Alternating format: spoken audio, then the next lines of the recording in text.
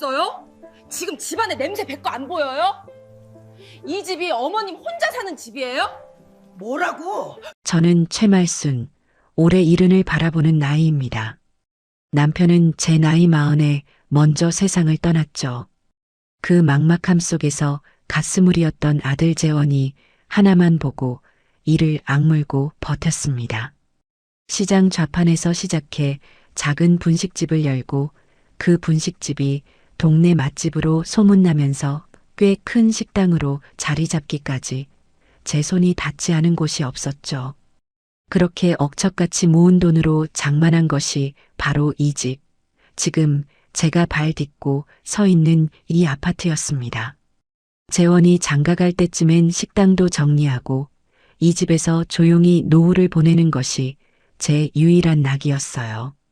그런데 그 평화가 깨진 것은 불과 몇 주 전입니다. 멀쩡히 분가해서 잘 사는 줄 알았던 아들 재원에게서 울먹이는 전화가 걸려왔죠. 엄마 나 어떡해. 나 망했어. 재원이는 모아둔 돈을 전부 주식에 넣었다가 하루아침에 날려버렸다고 했습니다.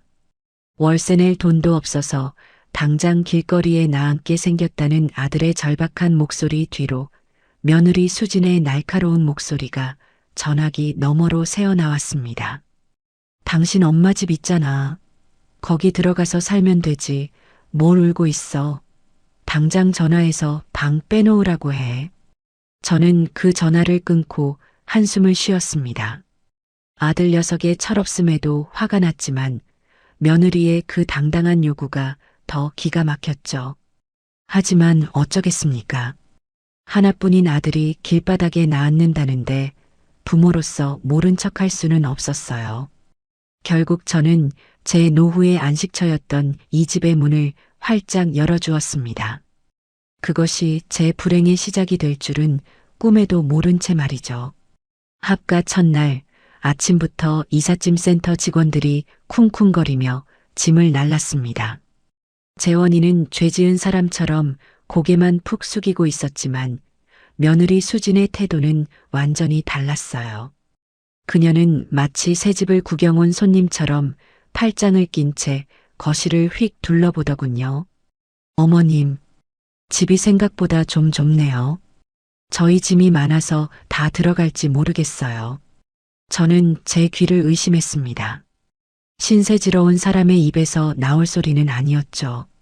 여기가 저희 신혼집보다 평수는 넓은데 구조가 옛날식이라 그런가. 집 놓기가 애매하네. 재원이가 옆에서 수진의 팔을 잡아 끌며 눈치를 줬습니다. 수진아, 그만해. 엄마, 저희 신세 좀 질게요. 하지만 수진은 아랑곳하지 않고 안방 문을 쓱 열어보더군요. 어머님, 안방은 저희가 써야겠어요. 저희 침대가 커서 작은 방에는 안 들어가거든요. 어머님은 저기 건넌방 쓰시면 되겠네요. 제 집, 그것도 평생 남편과 함께 쓰고 남편이 떠난 후에도 유일하게 그 사람의 흔적이 남아있는 그 안방을 오자마자 자기들 침대가 크다는 이유로 내놓으라고 하는 겁니다. 저는 어이가 없어서 헛웃음이 나왔죠. 수진아, 그건 안 되겠다.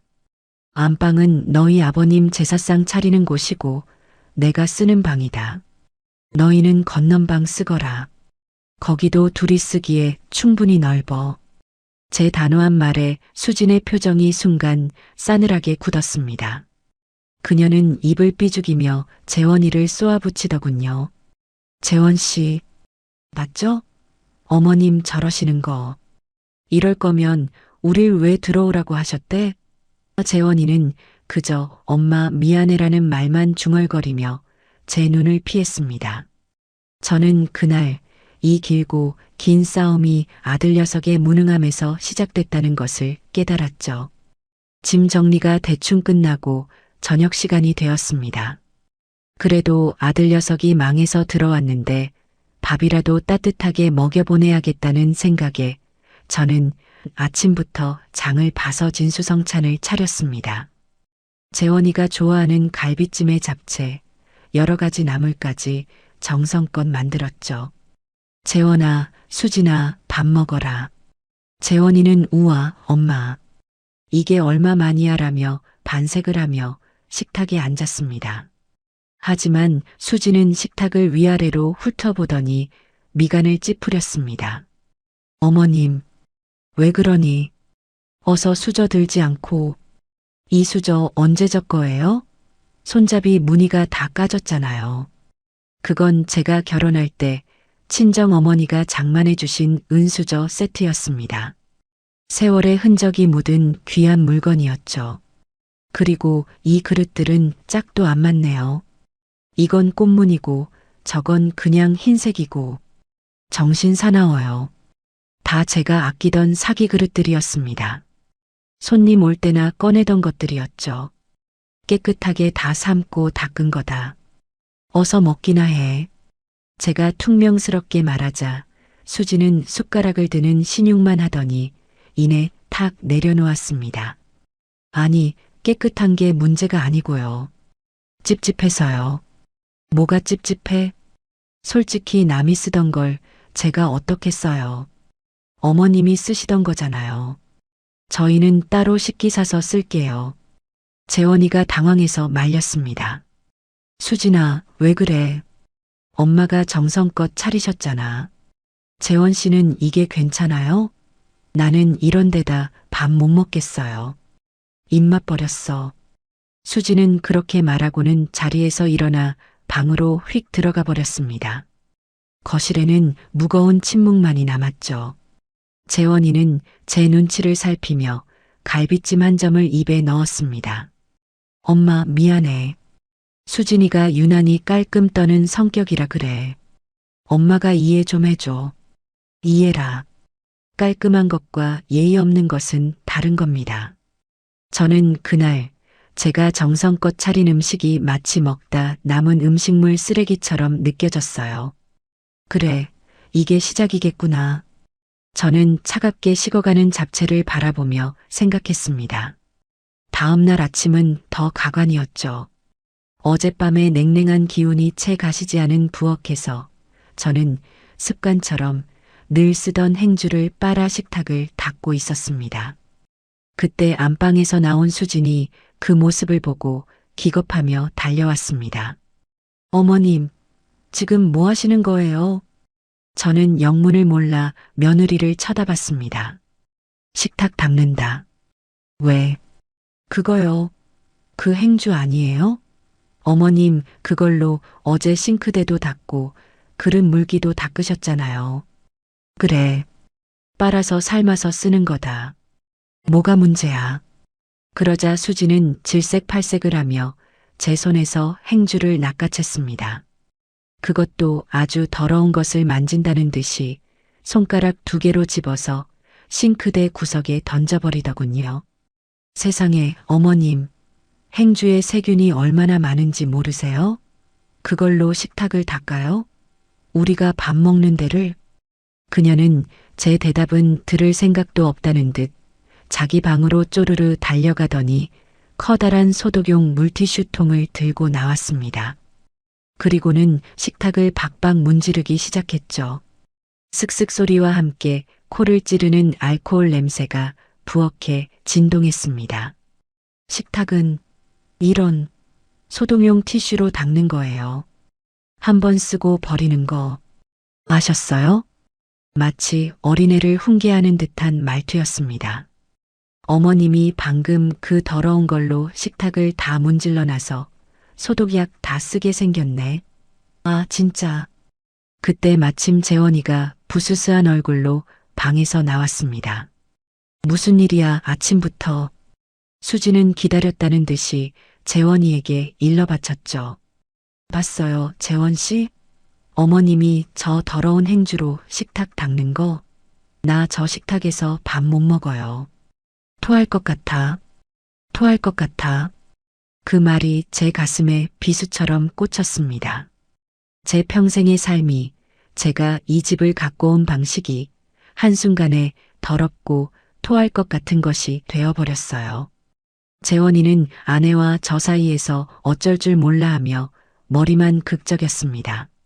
저는 소독약 냄새로 범벅이 된 식탁을 차갑게 바라보며 말했습니다. 그렇게 깨끗해서 너는 어찌 사니? 나는 평생 그렇게 살았다. 이 집도 그렇게 닦으면서 너희 아빠랑 재원이 키웠고, 제 말에 수지는 코웃음을 쳤습니다. 그러니까 문제죠. 그건 옛날 방식이고요. 아, 몰라요. 저는 아무튼 이 식탁 못 써요. 재원 씨, 우리 그냥 식탁 새로 사요.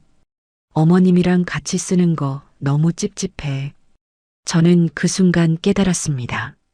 며느리가 문제 삼는 것은 낡은 그릇이나 행주가 아니었어요. 바로 저 시어머니 최말순이라는 존재 자체를 찝찝하고 더럽게 여기고 있다는 것을요. 그날 이후 부엌은 제 공간이 아니게 되었습니다. 재원이와 수진이는 자기들끼리 배달 음식을 시켜 먹거나 수진이가 사온 밀키트 같은 것들을 조리해 먹더군요. 저는 제 방 교자상에서 그릇에 반찬을 덜어다 먹는 신세가 되었죠. 며칠 뒤 수진이가 커다란 상자들을 들고 퇴근하는 것을 봤습니다. 평소와 다르게 잔뜩 상기된 얼굴이었어요. 어머님, 이거 좀 보세요. 제가 드디어 샀어요. 수진이가 현관 바닥에 상자들을 내려놓고는 신이 나서 포장을 뜯기 시작했습니다. 상자 안에서 나온 것은 눈이 시리게 하얀 금태가 둘러진 고급 식기 세트였죠. 이거 독일 황실에서 쓴다는 비사 제품이에요. 백화점 세일에서 겨우 구했잖아요.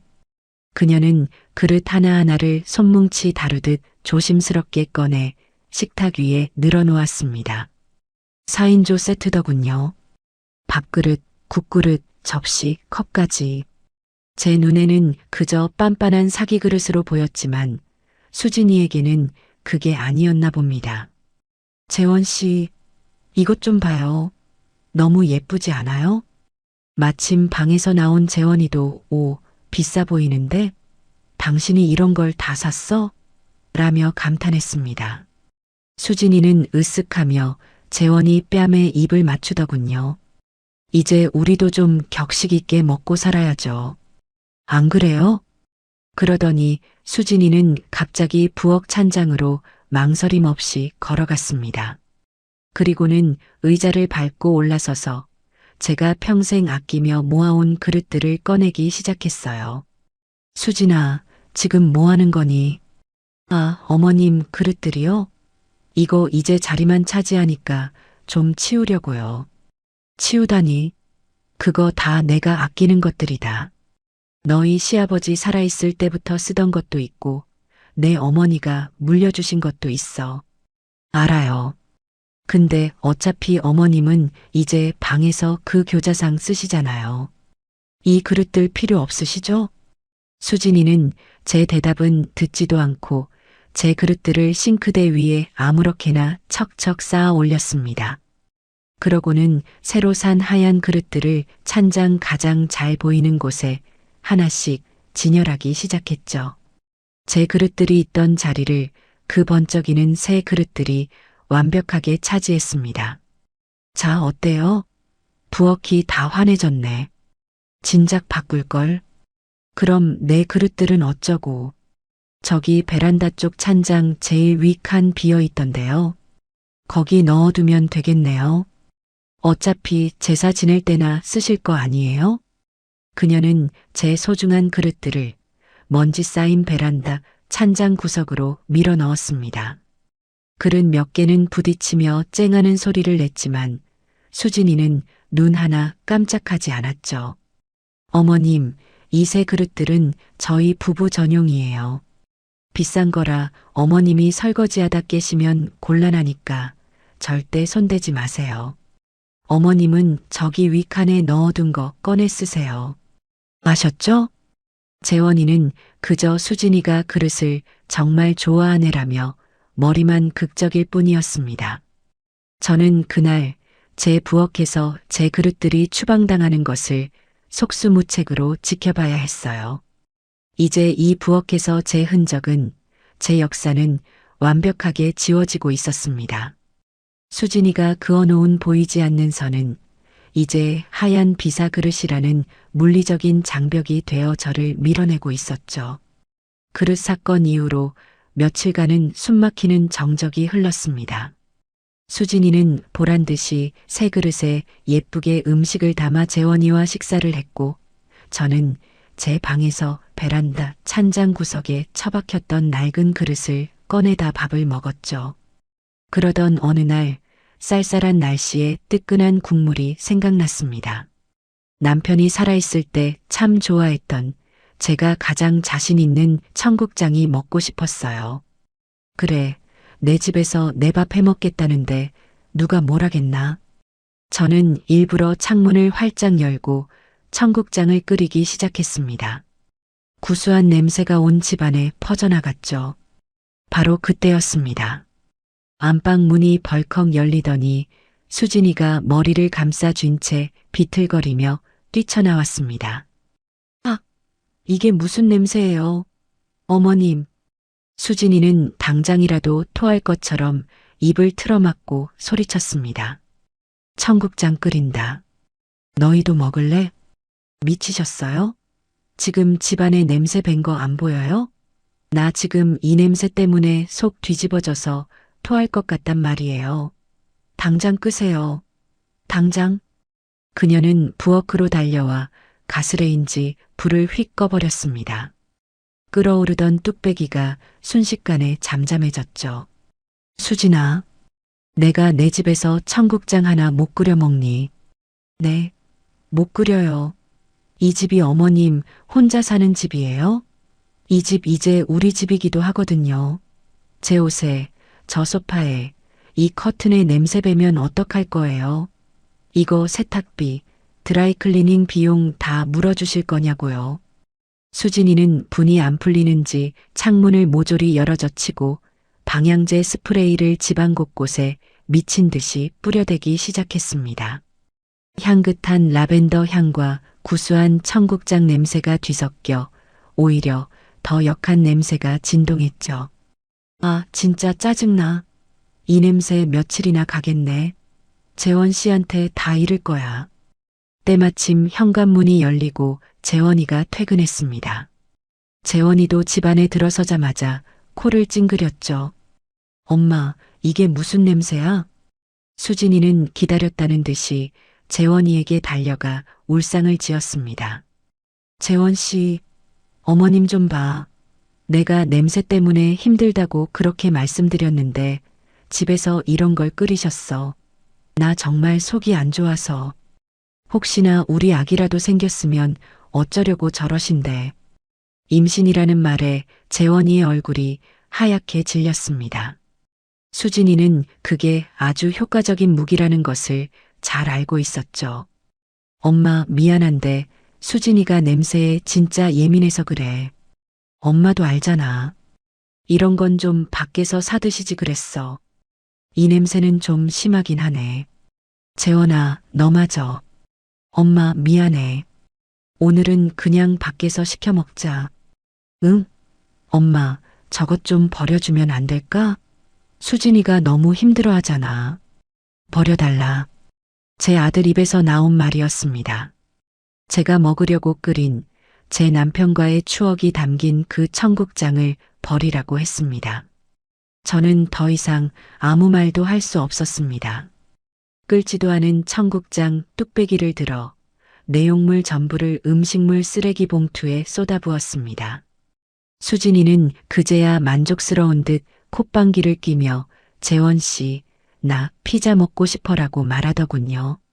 저는 제 부엌에서 범죄자 취급을 받으며 차가운 바람이 들어오는 거실을 가로질러 제 방으로 들어와 문을 닫았습니다. 결국 그날 저녁은 피자를 시켜 먹게 되었습니다. 재원이가 제 방문을 두드리더군요. 엄마, 피자 왔어. 나와서 같이 먹어. 저는 끓어오르는 속을 애써 누르며 방에서 나갔습니다. 배가 고프기도 했고 아들 녀석이 그래도 저를 챙기나 싶어 마지막 기대를 걸어봤죠. 저는 습관처럼 식탁 의자를 빼서 앉으려고 했습니다. 그 순간 피자 상자를 들고 있던 수진이 행동을 멈췄습니다. 그녀는 저를 위아래로 훑어보더니 깊은 한숨을 내쉬더군요. 어머님, 뭐 하시는 거예요? 밥 먹으려고 왔는다. 왜? 지금 진심이세요? 어머님 온몸에서 아직도 그 냄새 나는 거 몰라요? 수진이는 코를 막는 신용까지 해보였습니다. 아까 그 청국장 냄새, 머리카락이랑 옷에 다 배셨을 텐데 저희랑 같이 못 먹겠어요. 죄송하지만 그냥 방에 가서 드시면 안 될까요? 저는 제 귀를 의심했습니다. 뭐라고? 내 방에서 밥을 먹으라고? 네, 솔직히 말씀드려서 저 비위 약하거든요. 어머님이랑 같이 먹으면 체할 것 같아요. 냄새 때문에 도저히 못 참겠다고요. 재원 씨도 그렇죠? 당신도 이 냄새 맡으면서 피자 먹고 싶어요? 재원이는 제 얼굴과 수진이 얼굴을 번갈아 보며 어쩔 줄 몰라 했습니다. 그는 제 시선을 피하며 피자 조각을 접시에 담더군요. 엄마 오늘만 좀 그렇게 해줘. 수진이가 냄새 때문에 하루 종일 힘들어 했잖아. 응? 엄마 몫은 내가 방으로 가져다 줄게. 방에서 편하게 TV 보면서 먹어. 그 말이 제 가슴을 후벼 팠습니다. 편하게. 아들 녀석은 이것이 저를 배려하는 말이라고 생각했을까요? 저는 그날 제 집 식탁에서 처음으로 공식적으로 쫓겨났습니다. 그건 단순히 그릇이나 냄새의 문제가 아니었어요. 최말순이라는 존재 자체를 거부당한 겁니다. 저는 아무 말 없이 돌아섰습니다. 재원이가 제 손에 피자 한 조각이 담긴 접시를 쥐어주었죠. 방문이 닫히자마자 거실에서 두 사람이 아무렇지도 않게 웃고 떠드는 소리가 들려왔습니다. 저는 차갑게 식어가는 피자 조각을 들고 한참을 멍하니 서 있었습니다. 제 평생을 바쳐 이룬 이 집에서 저는 이제 식탁에 앉을 자격조차 없는 존재가 되어버린 겁니다. 그날 이후 제 방에서 혼자 밥을 먹는 것이 당연한 일상이 되었습니다. 수진이는 아예 제 밥과 국을 작은 쟁반에 담아 제 방문 앞에 놓고 노크를 하더군요. 어머님 식사하세요. 그 목소리는 마치 교도소에서 밥 넣어주는 간수처럼 차갑고 기계적이었습니다. 며칠 그렇게 방바닥에 쟁반을 놓고 밥을 먹다 보니 허리와 무릎이 쑤셔왔습니다. 뜨거운 국그릇을 들고 먹다가 손을 대일 뻔한 적도 한두 번이 아니었죠. 이러다간 병나겠다. 내 집 식탁인데 걔들 없을 때라도 편하게 가서 먹어야겠다. 그날 점심 재원이와 수진이가 모두 출근한 것을 확인하고 부엌으로 나갔습니다.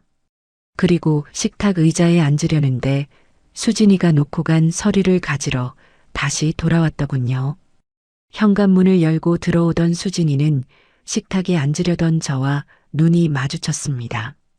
어머님, 지금 뭐 하세요? 나 밥 먹으려고.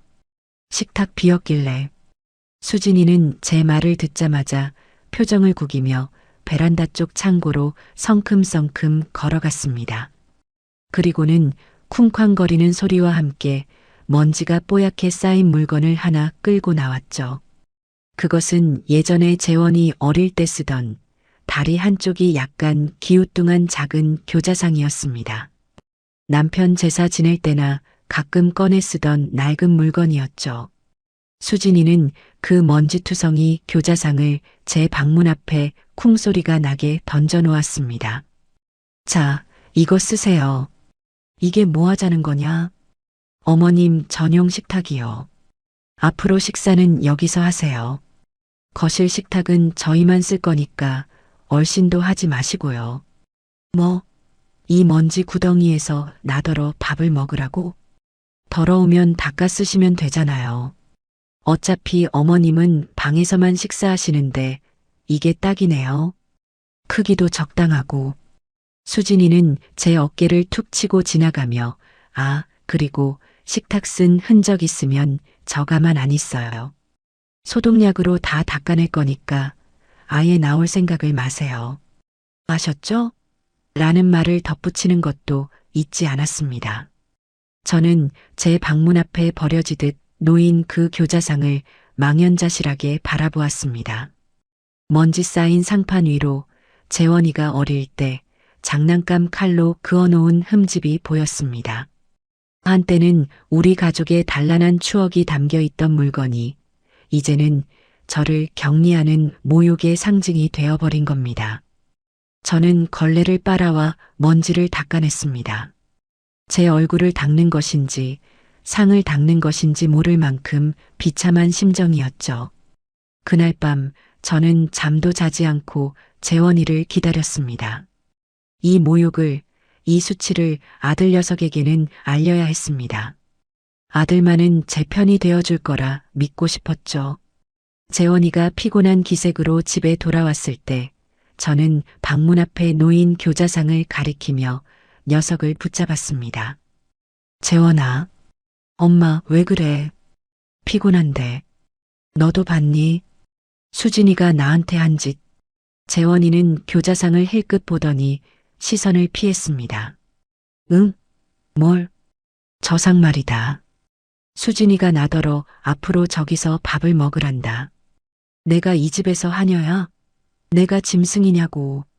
저는 목소리를 높였습니다. 하지만 재원이는 제가 그토록 듣고 싶었던 말을 해주지 않았습니다. 녀석은 깊은 한숨을 내쉬더군요. 제가 요즘 가장 듣기 싫어하는 그 소리를요. 엄마 제발 좀. 수진이가 예민해서 그래. 당신이 좀 참아줘. 그냥 방에서 먹는 게 뭐 그리 대수야. 어차피 혼자 먹는 거 상이라도 있는 게 낫지 않아? 뭐? 그게 지금 내 입에서 나올 소리야? 큰일도 아니잖아. 엄마, 나 지금 회사 일도 힘들어 죽겠어. 주식 망해서 여기 들어온 것도 쪽팔린데 집에서까지 엄마랑 수진이랑 싸우는 거 지켜봐야겠어? 엄마가 어른이잖아. 엄마가 그냥 수진이 비위 좀 맞춰주면 안 돼? 엄마가 어른이잖아.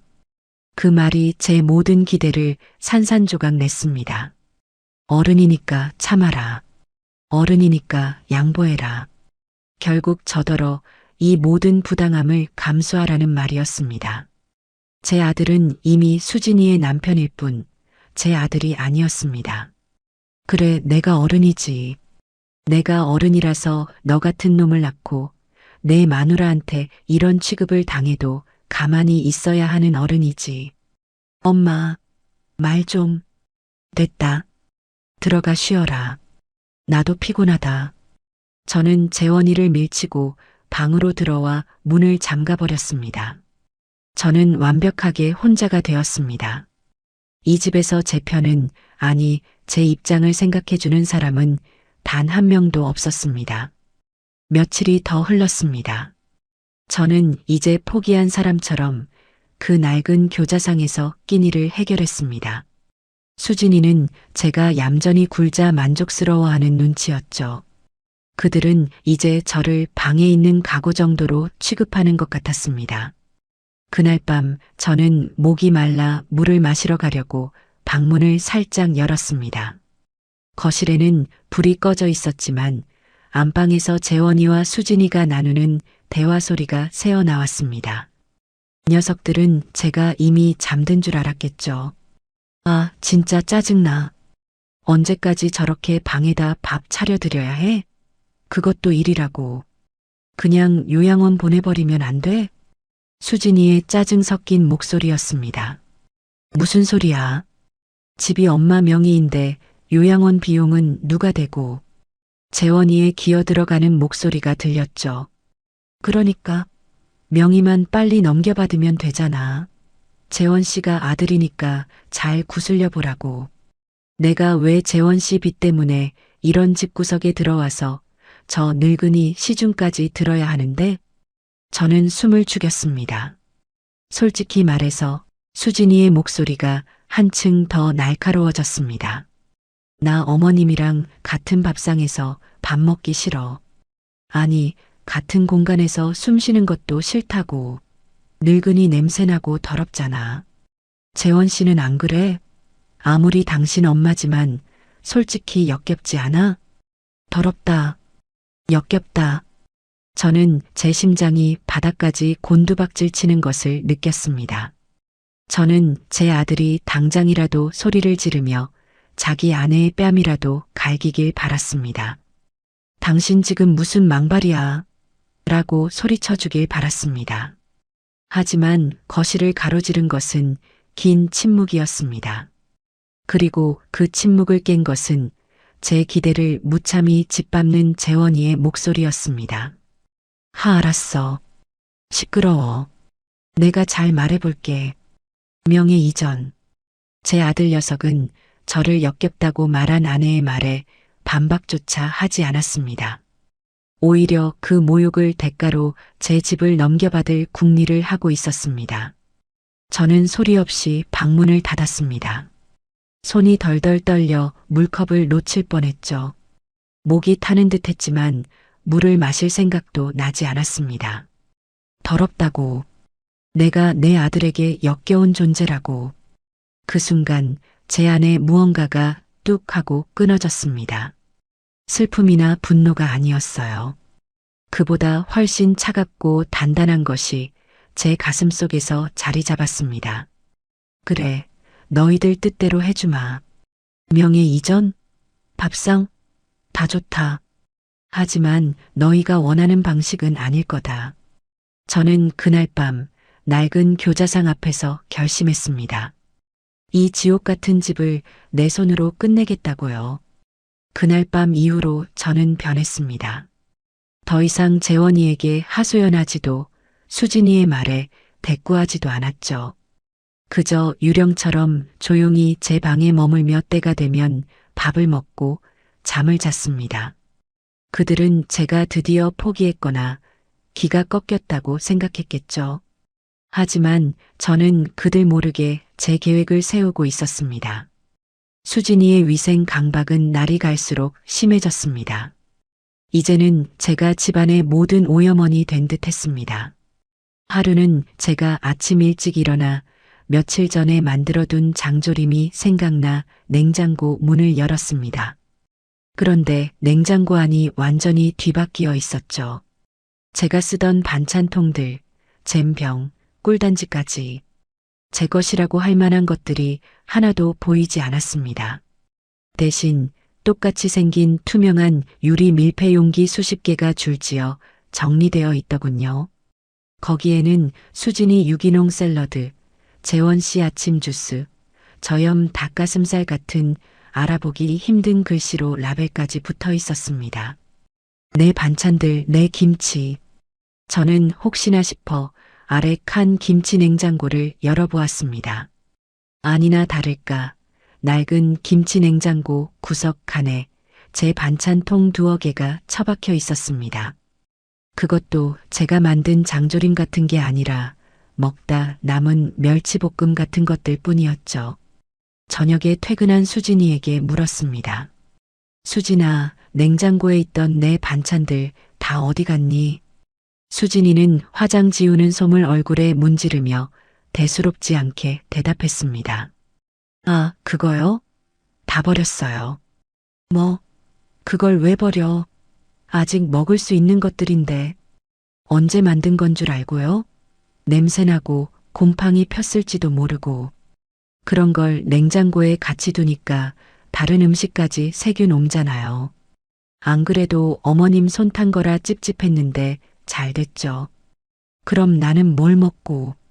대신 저기 김치 냉장고 제일 아래 칸, 어머님 전용 칸으로 만들어 드렸어요. 냄새 안 나는 마른 반찬 같은 것만 거기 보관하세요. 아, 그리고 수진이가 제게 손가락질하며 경고했습니다. 이쪽 메인 냉장고 문은 절대 열지 마세요. 저희 음식에 어머님 균 묻는 거 딱 질색이니까. 물도 그냥 정수기에서 바로 받아 드시고요. 아셨어요? 균. 이제 저는 제 집 냉장고 문도 열지 못하는 균 덩어리가 되었습니다. 저는 재원이가 좋아하는 장조림을 만들던 제 손을 가만히 내려다보았습니다. 이 손이 그렇게 더러운가?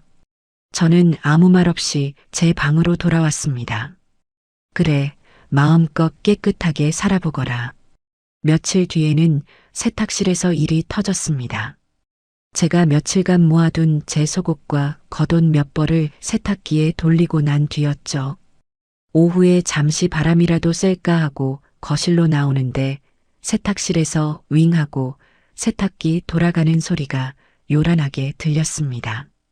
이상하다. 수진이랑 재원이는 출근했는데 저는 조용히 세탁실 문을 열어보았습니다. 그리고 그 자리에서 얼어붙고 말았죠. 세탁기 안에는 빨래가 하나도 들어있지 않았습니다. 빈 세탁기가 삶음통 살균 코스로 거품을 내뿜으며 세차게 돌아가고 있었어요. 그리고 그 앞에는 팔짱을 낀 수진이가 서 있었습니다. 그녀는 회사를 조퇴하고 온 모양이었습니다.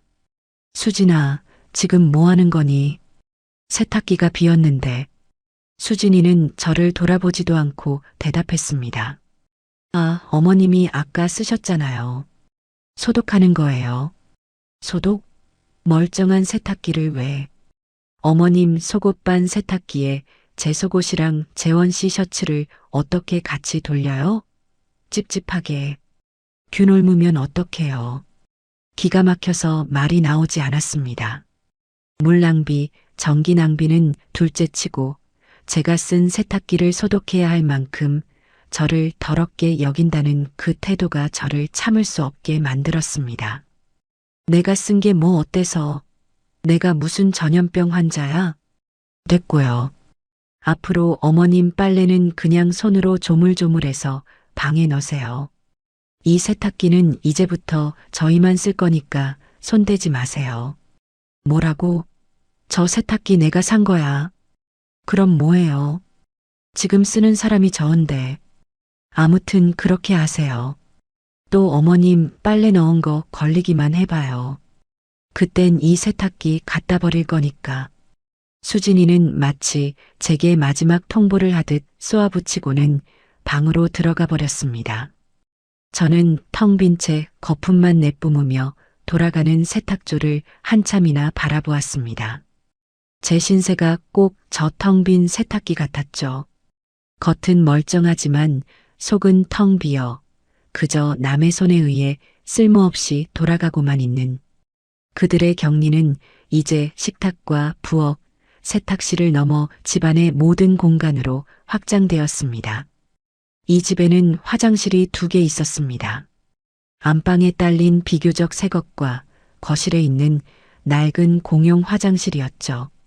그들은 안방을 차지했으니 당연히 안방 화장실을 썼고 저는 거실 화장실을 썼습니다. 그런데 어느 추운 겨울 아침 제가 급하게 화장실을 가려고 거실 화장실 문을 열려는데 문이 잠겨 있었습니다. 안에 있나? 하지만 집안은 조용했습니다. 재원이와 수진이는 아직 일어나지도 않은 시간이었죠. 저는 손잡이를 다시 돌려보았지만 꿈쩍도 하지 않았습니다. 수진아, 재원아, 화장실 문 왜 잠갔니? 제가 소리를 지르자 안방 문이 열리고 잠옷바람에 수진이가 부스스한 얼굴로 걸어 나왔습니다. 아, 왜 아침부터 소리를 지르세요? 화장실 문 말이다. 왜 잠가놨어? 아, 그거요. 어머님. 수진이는 하품을 쩍하며 말했습니다. 이 거실 화장실 오늘부터 저희가 쓰기로 했어요. 무슨 소리야? 너희는 안방 화장실 있잖니. 안방 화장실은 재원 씨 전용이에요. 아침에 씻는 시간이 겹치니까 이젠 제가 여기 쓰려고요. 손님용으로도 써야 하고 깨끗하고 좋네요. 그럼 나는 어디를 쓰라고. 저는 정말이지 황당해서 소리를 질렀습니다. 그러자 수진이는 제 어깨 너머 베란다 쪽을 턱짓으로 가리켰습니다. 어머님은 저기 베란다에 딸린 창고 화장실 있으시잖아요. 제 심장이 쿵 내려앉았습니다. 그곳은 사람이 쓰는 화장실이 아니었습니다. 이 아파트가 아주 낡았을 때 재개발되기 전에 있던 흔적이었습니다. 지금은 걸레를 빨거나 화분을 놓는 창고 구석에 냄새나고 타일도 깨진 작은 변기일 뿐이었죠. 난방도 되지 않아 겨울에는 얼음장 같은 곳이었습니다. 거길 놔더러 쓰라고? 제정신이야? 거긴 사람 쓰는 데가 아니야. 왜 아니에요? 어제 물 내려보니까 잘만 내려가던데. 어차피 어머님은 냄새나니까 저희랑 같은 화장실 못 써요. 저희가 쓰는 깨끗한 공간에 어머님 균 묻히기 싫거든요. 이젠 거실 화장실도 쓰지 마세요. 제가 매일 검사할 거예요. 그 순간 저는 참을 수 없는 모멸감에 손을 들어 올렸습니다. 하지만 수진이는 제 손을 공중에서 낚아채며 제 눈을 똑바로 쳐다보더군요. 지금 저 치시게요? 치세요. 치고 이 집에서 당장 쫓겨나시든가. 그녀의 눈빛은 확신에 차 있었습니다. 제가 아들 때문에, 이 집 때문에 꼼짝 못할 거라는 확신이었죠. 저는 부들부들 떨리는 손을 내렸습니다. 그래, 알았다. 알았어. 저는 얼음장 같은 베란다, 화장실로 향했습니다. 그곳에서 볼일을 보며 저는 더 이상 눈물을 흘리지 않았습니다. 대신 차가운 결심이 제 온몸을 감쌌죠. 그래, 수진아. 재원아. 너희가 그토록 원하는 깨끗한 집, 내가 만들어주마. 나라는 균이 완전히 사라진 집을 말이다.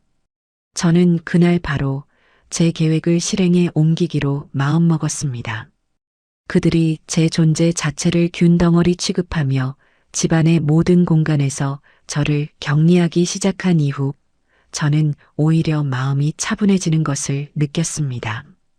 더 이상 그들에게 일말의 기대도 아들에 대한 모정도 남아있지 않았기 때문이죠. 저는 그저 짐승처럼 제 방에 딸린 그 낡은 교자상과 얼음장 같은 베란다, 화장실만을 오가며 때를 기다렸습니다. 제 방에 박혀 나오지 않는 저를 보며 수진이와 재원이는 자신들의 승리를 확신하는 듯 했습니다. 어느 날 제가 물을 마시기 위해 잠시 부엌으로 나갔을 때였습니다. 늘 그렇듯 두 사람은 식탁에 앉아 있었고 저는 정수기로 향했죠. 문득 식탁을 보았는데 무언가 이상했습니다. 평소와 같은 풍경이었지만 어딘가 허전했죠. 아, 의자였습니다. 분명 4인용 식탁이었는데 의자가 3개뿐이었습니다. 재원이와 수진이가 앉은 의자, 그리고 그들 맞은편에 비어있는 의자 하나. 원래 제자리, 그러니까 식탁의 상석이었던 곳의 의자가 감쪽같이 사라진 겁니다. 수진아. 저는 물컵을 든 채 물었습니다. 수진이는 스마트폰에서 눈을 떼지 않은 채 건성으로 대답했죠. 왜요? 여기 있던 의자 하나 어디 갔니? 그제야 수진이는 고개를 들고 제가 가리키는 곳을 힐끗 보더군요. 그러더니 아, 그 의자요? 라며 별일 아니라는 듯 어깨를 으쓱했습니다. 저기 베란다 창고에 치워버렸어요. 뭐? 멀쩡한 의자를 왜 치워? 보세요. 어차피 3인 가족인데 의자가 4개일 필요 없잖아요. 자리만 차지하고. 그리고 저쪽이 베란다 나가는 길목이라 그 의자 때문에 자꾸 동선이 꼬이더라고요. 안 그래도 좁아 죽겠는데 거추장스러워서요. 거추장스러워서 제가 앉던 의자가 그들의 동선에 방해가 되는 거추장스러운 물건이 되어버린 겁니다.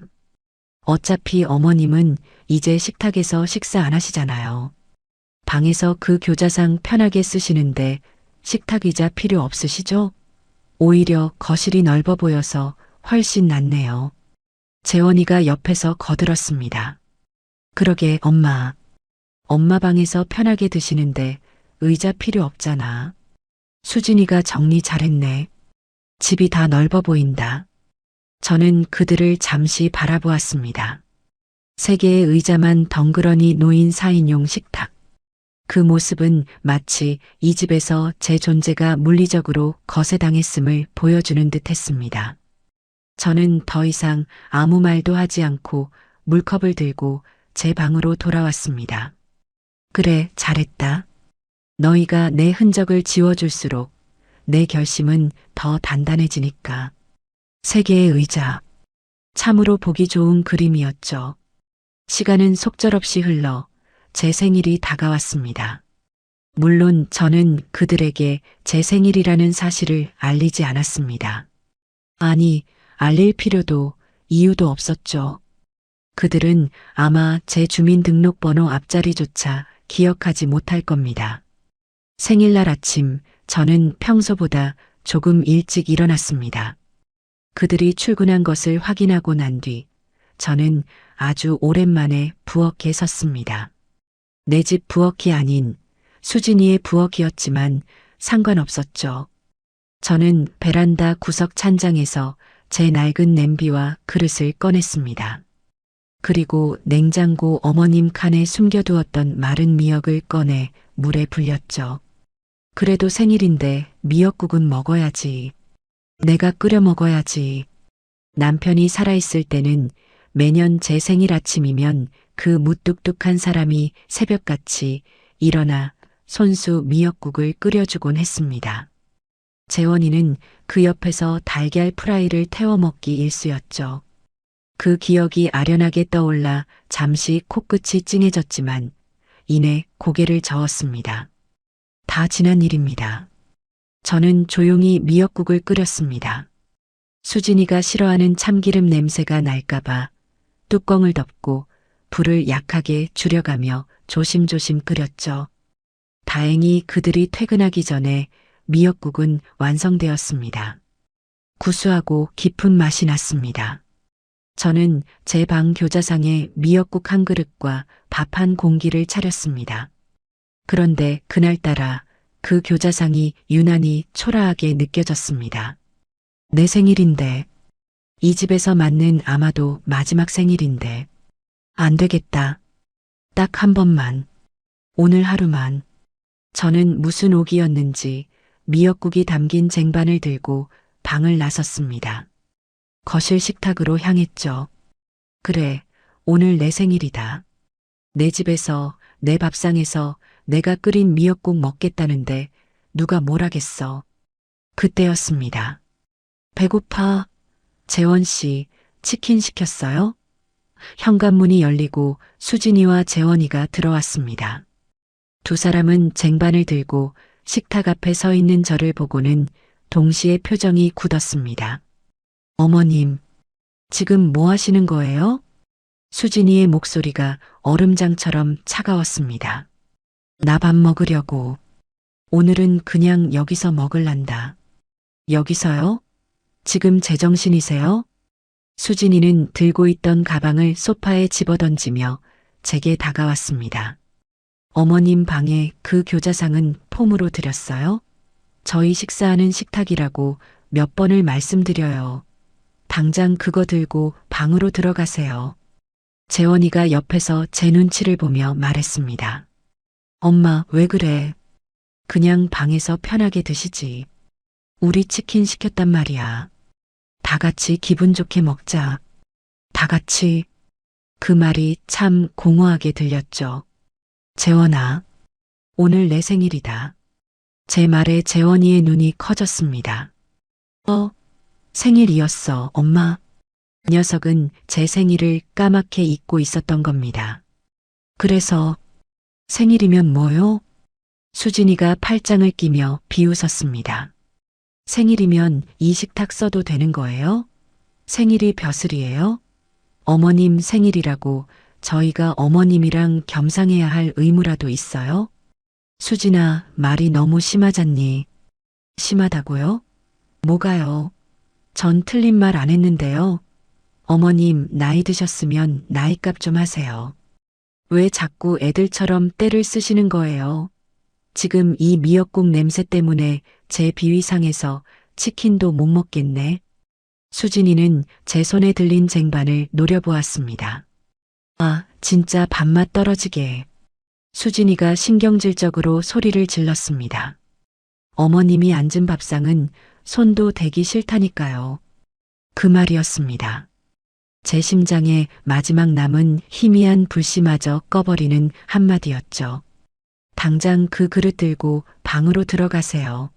냄새나. 어우, 역겨워. 역겹다. 저는 재원이를 바라보았습니다. 제 아들은 제 생일이라는 말을 듣고도, 제 어미가 역겹다는 소리를 듣고도 그저 고개를 숙인 채 수진아 그만해라는 힘없는 말만 중얼거릴 뿐이었습니다. 심지어 저를 변호하는 것이 아니라 자기 아내를 말리는 신용만 하고 있었죠. 저는 더 이상 아무 말도 하지 않았습니다. 그럴 가치도 없었죠. 저는 쟁반을 든 채 조용히 돌아섰습니다. 제 등 뒤로 수진이의 승리감에 찬 목소리가 들려왔습니다. 재원 씨, 뭐해요? 빨리 치킨 시켜요. 배고파 죽겠네. 아, 저 냄새 뺀다고 환기 좀 시켜야겠다. 제 방문이 닫히고 곧이어 거실 창문 열리는 소리와 함께 찬바람이 훅 끼쳐왔습니다. 저는 낡은 교자상 앞에 앉았습니다. 제 손에서 쟁반이 덜덜 떨리고 있었죠. 미역국은 이미 차갑게 식어 있었습니다. 저는 눈물 한 방울 흘리지 않았습니다. 대신 숟가락을 들어 그 식어버린 미역국을 천천히, 아주 천천히 입으로 가져갔습니다. 짜고 차갑고 비린 맛이 났습니다. 그래, 재원아. 수진아. 고맙다. 저는 밥 한 그릇을 꾸역꾸역 다 비웠습니다. 너희가 오늘 나에게 아주 큰 생일 선물을 주었구나. 내 마지막 남은 미련까지 아주 깨끗하게 끊어주었어. 거실에서는 치킨 배달이 왔는지 두 사람이 신나게 웃고 떠드는 소리가 들려왔습니다. 그 웃음소리를 배경음악 삼아 저는 굳게 맹세했습니다. 이곳에서 맞는 내 마지막 생일. 그리고 너희가 이 집에서 웃을 수 있는 마지막 날들이 될 거라고요.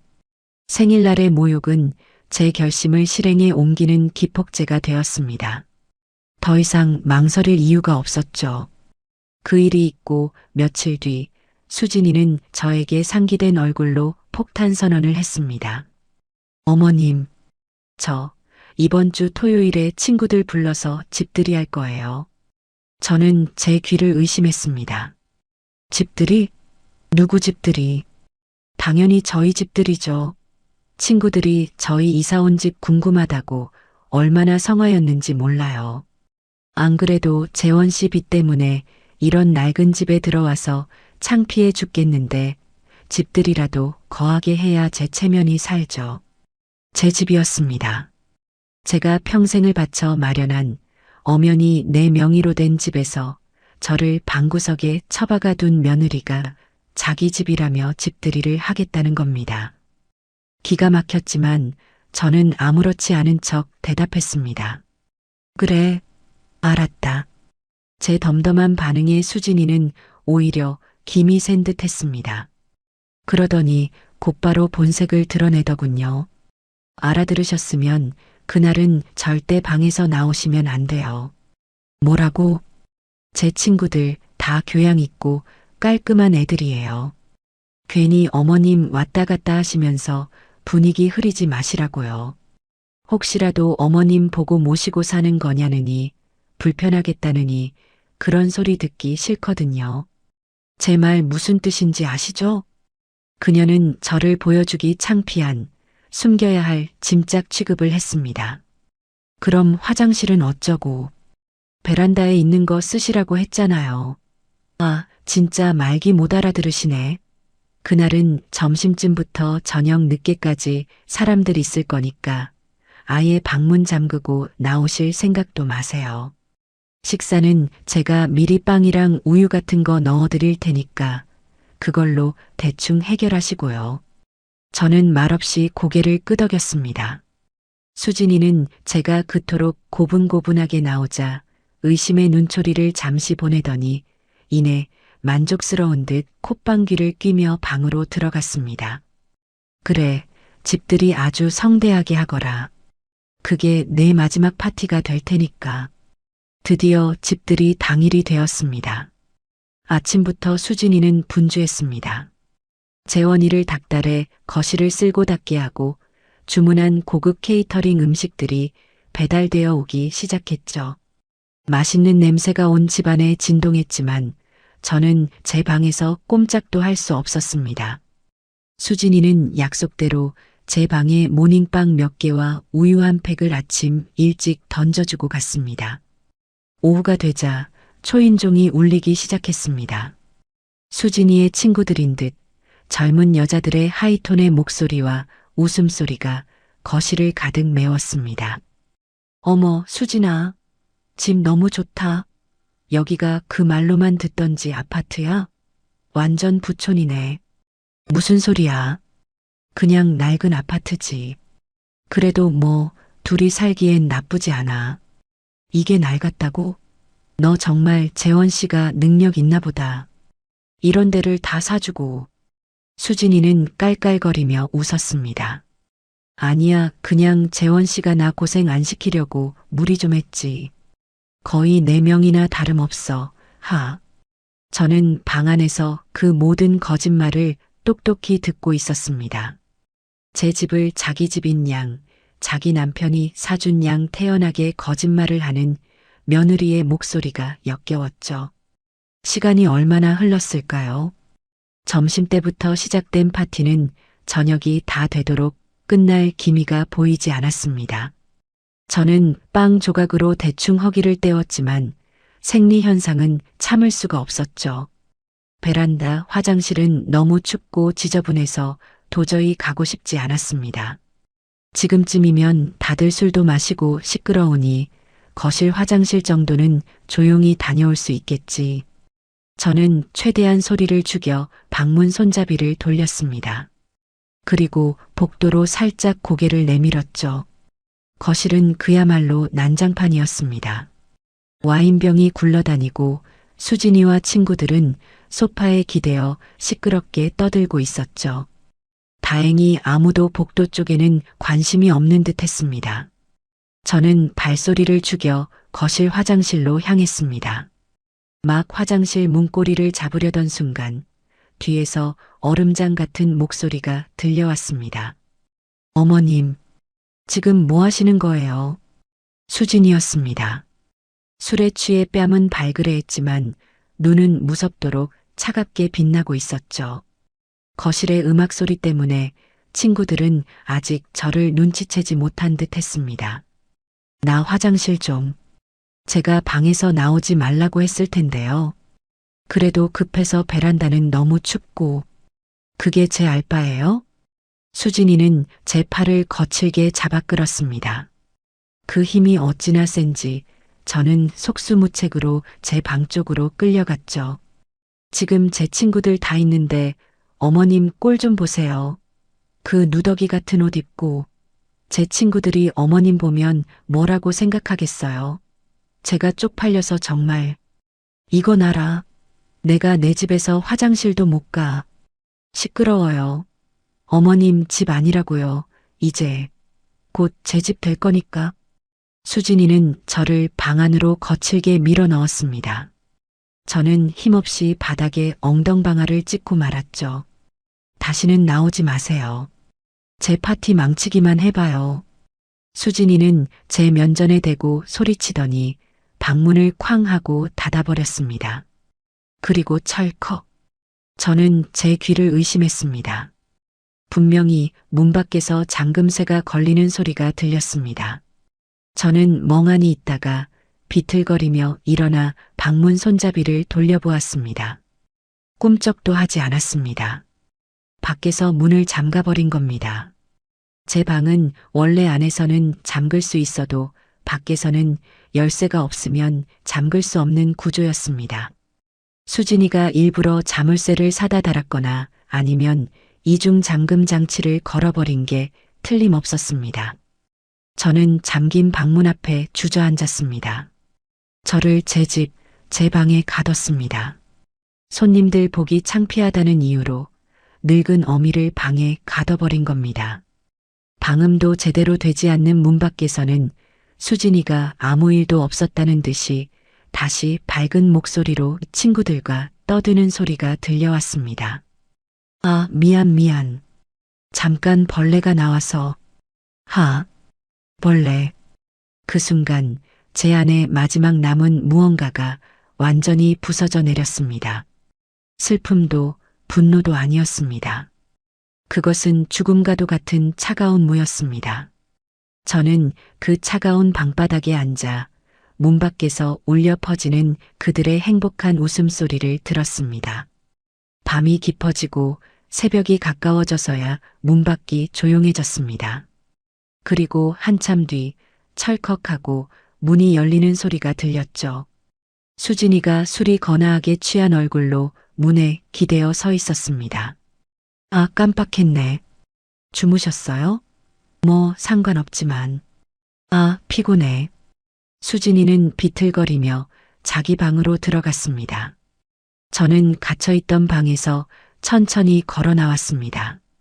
난장판이 된 거실에는 술병과 음식물 쓰레기가 가득했습니다. 저는 그 한가운데 우두커니 서 있었습니다. 그래, 끝났다. 정말로 모든 게 끝났어. 저는 더 이상 이 집의 주인이 아니었습니다. 저는 그저 벌레였고 균이었고 갇혀도 싼 늙은이에 불과했습니다. 그날 밤 저는 한숨도 자지 않았습니다. 대신 제 통장과 도장, 그리고 신분증을 챙겼습니다. 날이 밝자마자 저는 제 인생에서 가장 중요한 결정을 실행에 옮기기 위해 이 지옥 같은 집을 나섰습니다. 다음 날 아침 저는 재원이와 수진이가 덜 깬 얼굴로 거실에 나오기 전에 집을 나섰습니다. 밤새 술에 취해 뻗어 있던 두 사람은 제가 현관문을 열고 나가는 소리조차 듣지 못했죠. 어머님, 일찍 어디 가세요? 제가 거실에서 제 외투를 챙겨 입자 마침물을 마시러 나온 수진이가 눈을 개슴츠레 뜨고 물었습니다. 어젯밤 저를 가뒀던 일은 기억도 못하는 건지 아니면 기억하고도 모른 척하는 건지 그 태연한 얼굴이 소름 끼쳤습니다. 병원 좀 다녀오려고. 저는 미리 준비한 대답을 했습니다. 이 대답은 어젯밤 그 차가운 방바닥에서 생각해낸 제 계획의 첫 번째 단계였죠. 병원요? 어머님 어디 아프세요? 수진이의 목소리에 걱정은 단 1%도 없었습니다. 오히려 드디어라는 듯한 숨길 수 없는 기대감이 묻어났죠. 요즘 통 다리도 쑤시고 허리도 아프고 밤에 잠도 잘 못 자고 아무래도 정밀 검사를 한번 받아봐야 할 것 같다. 나이도 있고 하니. 저는 일부러 다리를 절뚝이는 신용까지 하며 힘없는 목소리를 냈습니다. 아, 그러세요? 그럼 진료 잘 받고 오세요. 혹시 뭐 입원이라도 하셔야 한대요? 글쎄다. 가봐야 알겠지. 어쩌면 그냥 요양원 같은 데라도 알아봐야 할지도 모르겠다. 너희한테 짐 되기도 싫고. 제 입에서 요양원이라는 말이 나오자 수진이의 눈이 반짝 빛나는 것을 저는 놓치지 않았습니다. 그녀는 애써 입꼬리를 누르며 가증스러운 위로를 건넸습니다. 어머님, 무슨 그런 섭섭한 말씀을. 그래도 저희가 있는데. 하지만 뭐 어머님 건강이 제일 중요하니까요. 의사 선생님 말씀 잘 들어보세요. 그래, 다녀오마. 그때 안방에서 재원이가 부스스한 얼굴로 나왔습니다. 무슨 일이야? 아침부터 엄마 어디가? 병원 가신대. 건강검진 받으러. 몸이 안 좋으시다고.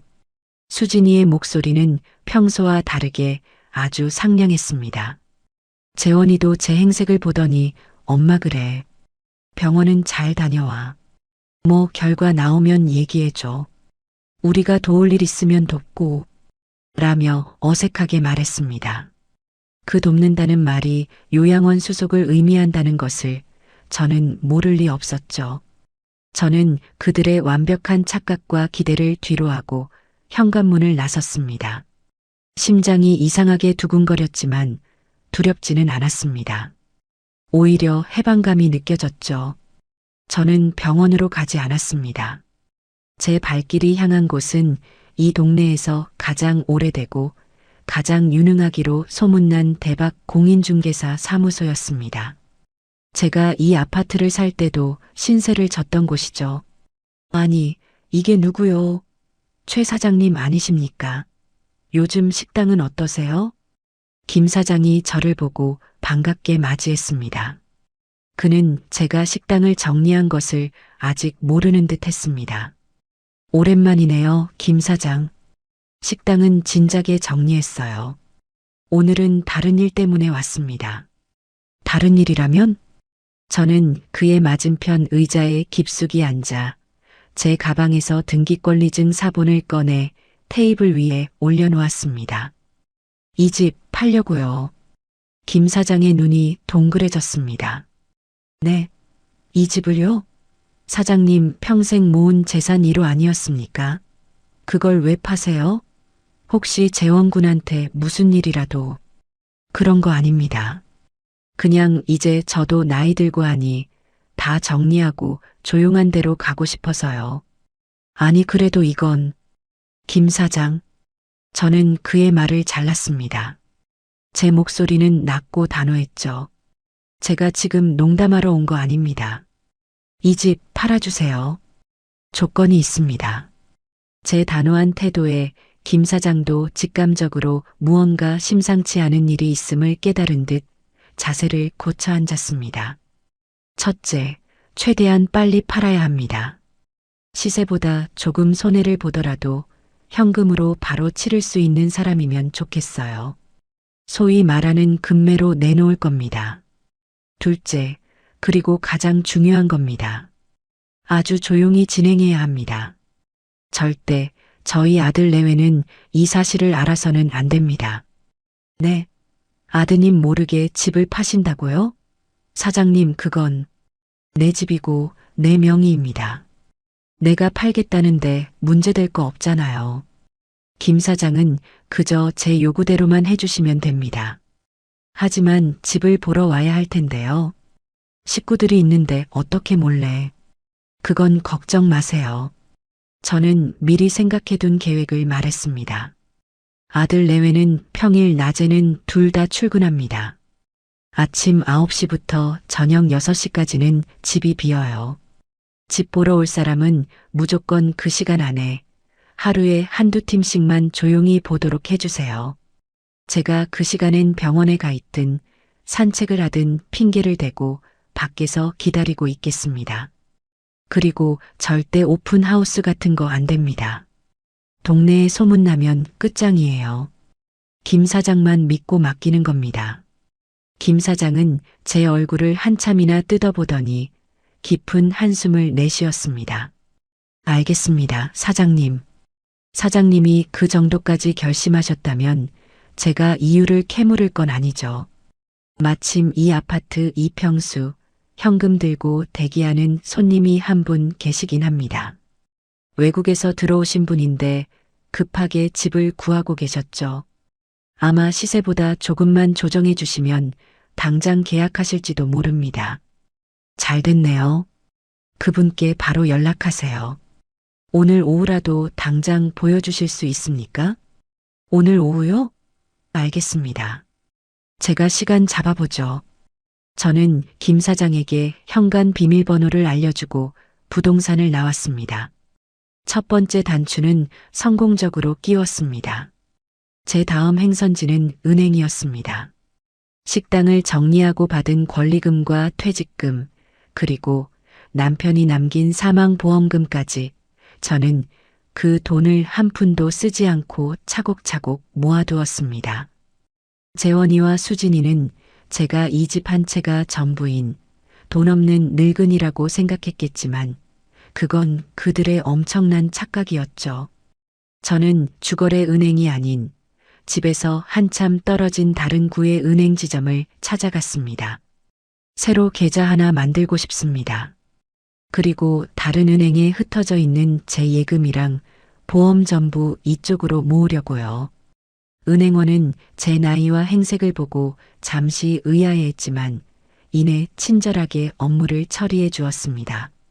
저는 그곳에서 인터넷 뱅킹과 OTP 카드까지 새로 발급받았습니다. 제 모든 자산을 한 곳으로 모으고 그들 모르게 관리할 준비를 마친 겁니다.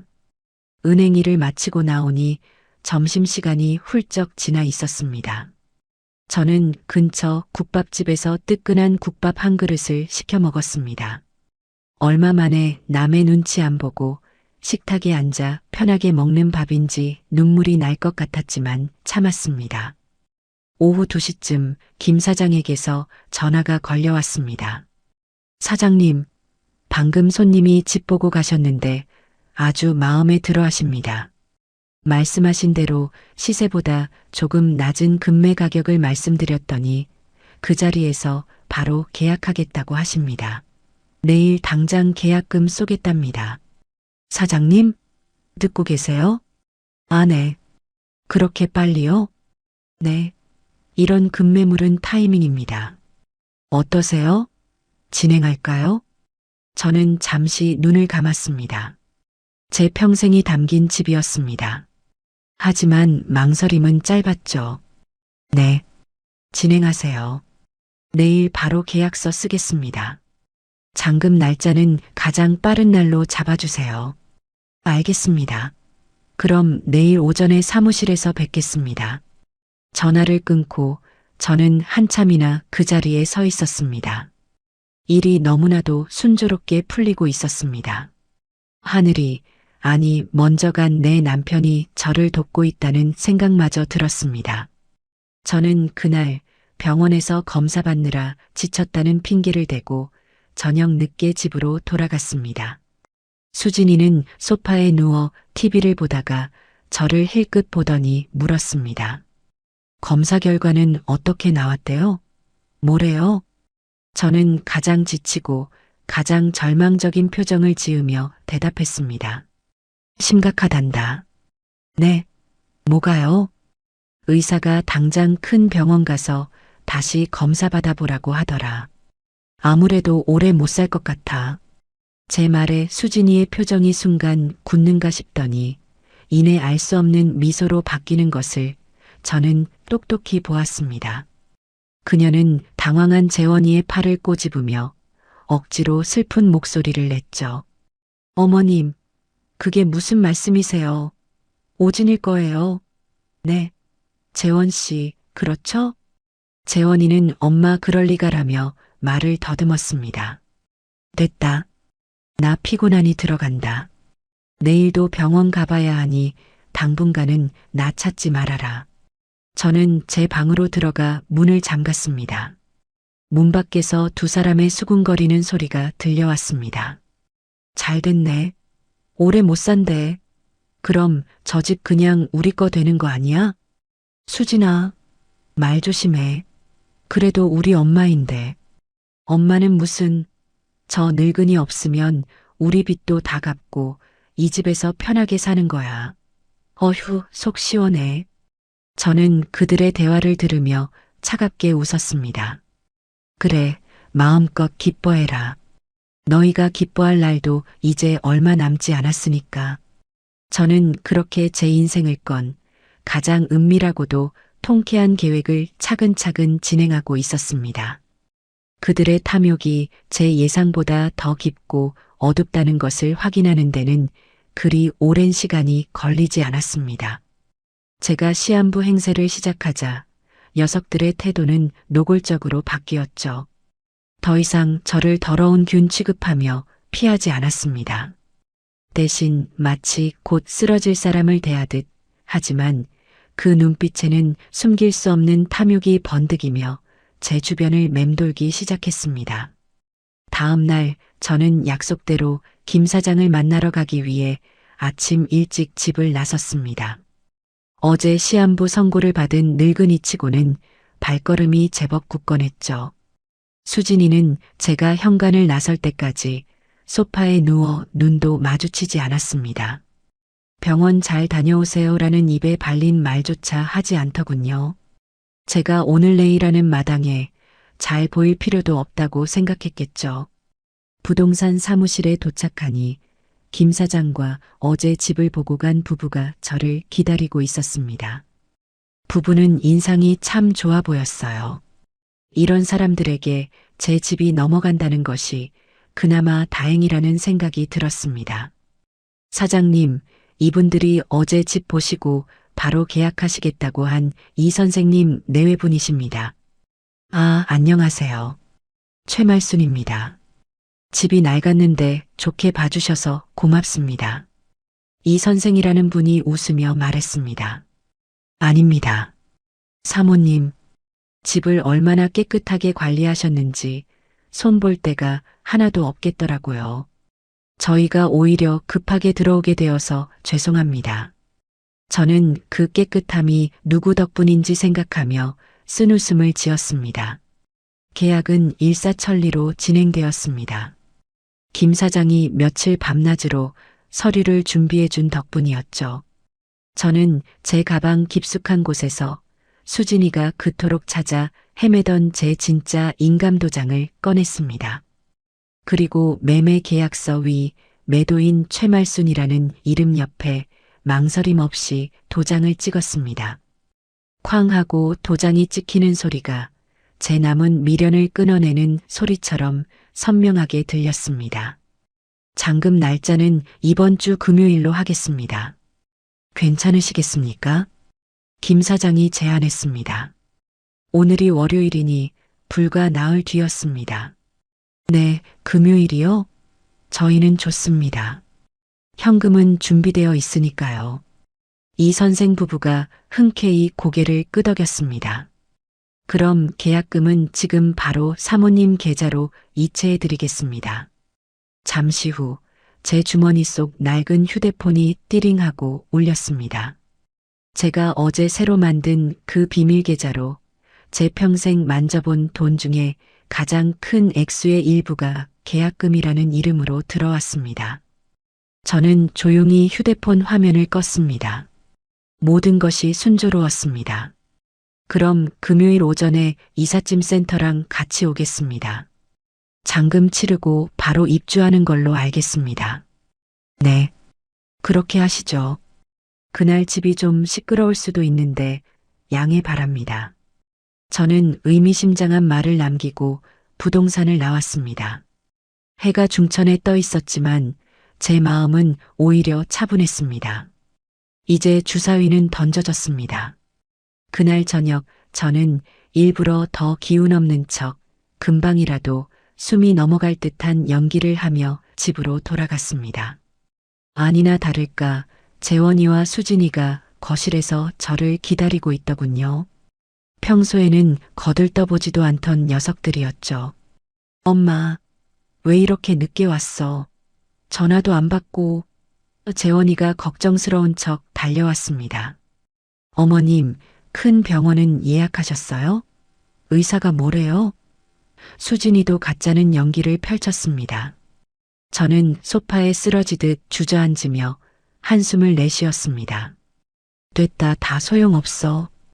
의사가 마음의 준비를 하란다. 제 말에 재원이의 얼굴은 하얗게 질렸습니다. 엄마, 그게 무슨 말이야? 똑바로 말해봐. 하지만 수진이는 달랐습니다. 그녀는 재원이의 허벅지를 꼬집으며 왜 오버하냐는 듯한 눈빛을 보냈습니다. 그녀의 입꼬리가 미세하게 올라가는 것을 저는 놓치지 않았죠. 재원아, 엄마가 미안하다. 너 장가도 보냈으니 이제 다 됐다고 생각했는데. 저는 일부러 눈물까지 찔끔 보였습니다. 재원이는 엄마 라고 외치며 제 손을 잡았지만 수진이는 그런 재원이를 한심하다는 듯 쳐다보더군요. 그날 밤 녀석들은 제 시한부 선고를 기정사실로 받아들인 듯 했습니다.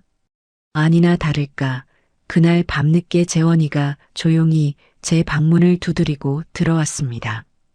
녀석의 얼굴은 수심으로 가득 차 있었지만 그게 저를 위한 걱정은 아니라는 것을 저는 잘 알고 있었죠. 엄마 주무세요? 아니다. 잠이 와야 자지. 재원이는 낡은 교자상 앞에 무릎을 꿇고 앉았습니다. 그리고 한참을 뜸을 들이다가 어렵게 입을 열었죠. 엄마, 저기 수진이가 그러는데. 또 수진이 타령이었습니다. 제 아들은 이제 자기 머리로는 아무 생각도 못하는 등신이 되어버린 겁니다. 엄마, 어차피 몸도 안 좋으시고 병원도 계속 다니셔야 하잖아요. 이 집 관리하는 것도 힘드실 테고. 본론만 말해라. 피곤하다. 제 차가운 말에 녀석이 움찔했습니다. 그게 그러니까 이 집 그냥 제 앞으로 명예 이전해 주시면 안 돼요? 드디어 올 것이 왔습니다. 제가 아들이니까 제가 집주인이어야 엄마 병원비 때문에 대출이라도 받고 뭐든 할 거 아니에요. 수진이도 그게 마음이 편하겠다고 하고요. 병원비. 그럴듯한 핑계였습니다. 하지만 녀석의 눈동자는 탐욕으로 흔들리고 있었습니다. 제가 죽고 나면 이 집이 온전히 자기 것이 될 텐데 혹시라도 제가 마음을 바꿔 집을 팔아버리거나 다른데 기부라도 할까봐 미리 선수 치려는 속셈이었죠. 저는 재원이를 물끄러미 바라보았습니다. 제가 목숨처럼 아끼던 아들이었습니다. 하지만 지금 제 앞에는 어미가 죽는다는데 병원비보다 집 명의를 먼저 걱정하는 낯선 남자가 앉아있을 뿐이었습니다. 생각 좀 해보마. 머리가 아프다. 엄마, 지금 그게. 나가봐. 피곤해. 재원이는 무언가 더 말하려다 제 단호한 태도에 입을 다물고 방을 나갔습니다.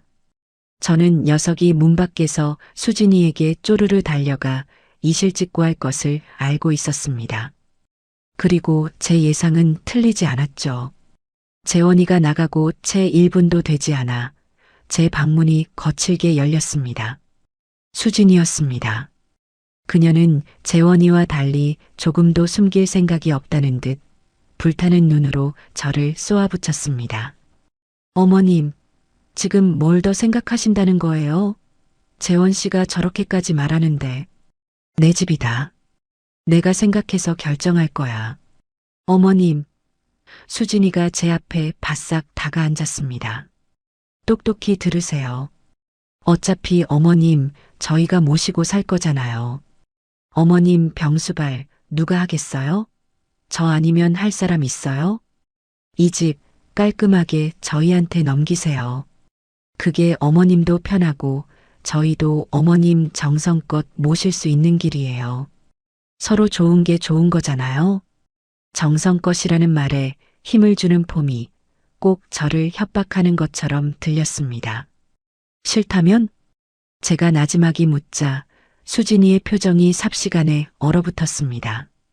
그녀는 입꼬리를 비틀어 올리며 차갑게 웃더군요. 싫으시면요? 어머님, 지금 본인 상황 파악이 안 되세요? 의사가 마음에 준비하라고 했다면서요. 싫으시면 저희 그냥 분가할 거예요. 당장 내일이라도 짐 쌀 겁니다. 어머님 병원비요? 저희가 왜 돼요? 남편 빚 때문에 여기 들어와서 어머님 균덩어리 취급받으면서 산 것도 지긋지긋한데 이제 병수발까지 하라고요? 꿈도 꾸지 마세요. 그녀는 숨도 쉬지 않고 쏘아붙였습니다. 어머님이 이 집을 팔아서 병원비를 쓰시든 길바닥에서 죽든 아니면 그 좋아하는 요양원에 기어들어가시든 저희는 이제 상관 안 할 거예요. 재원 씨도 당연히 제 말 따를 거고요. 저희는 어머님 다신 안 볼 겁니다. 평생이요.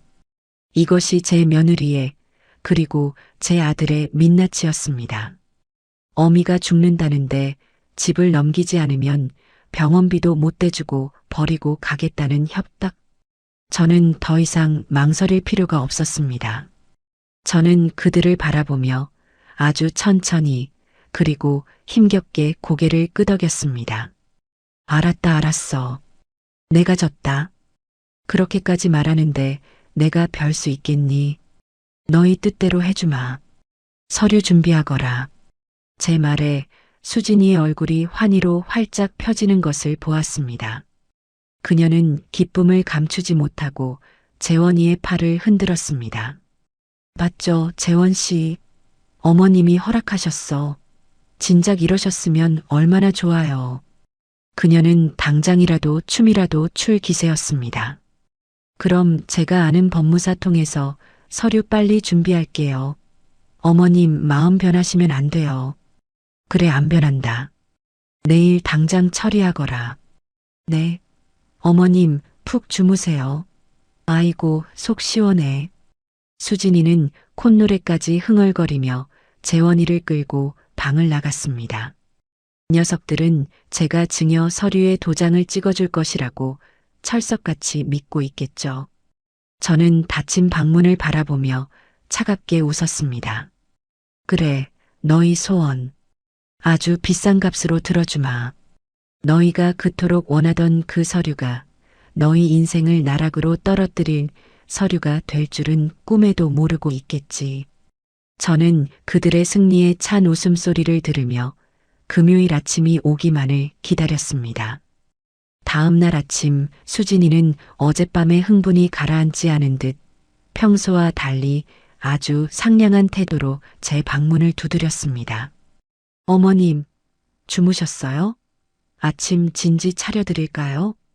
진지. 며느리 입에서 그 단어를 들어본 것이 얼마만인지 모르겠습니다. 제가 죽는다니, 집을 넘겨준다니, 그제야 제가 사람으로 보이기 시작한 모양이었죠. 됐다. 입맛 없다. 너는 법무사인가 뭔가 그거 알아본다더니 어찌 되었느냐. 아, 네. 지금 바로 만나러 가려고요. 어머님, 법무사님이 그러시는데 어머님 신분증이랑 제일 중요한 인감도장이랑 인감증명서가 필요하대요. 그것만 있으면 오늘이라도 당장 서류 접수할 수 있다던데. 수진이가 제 눈치를 살피며 말했습니다.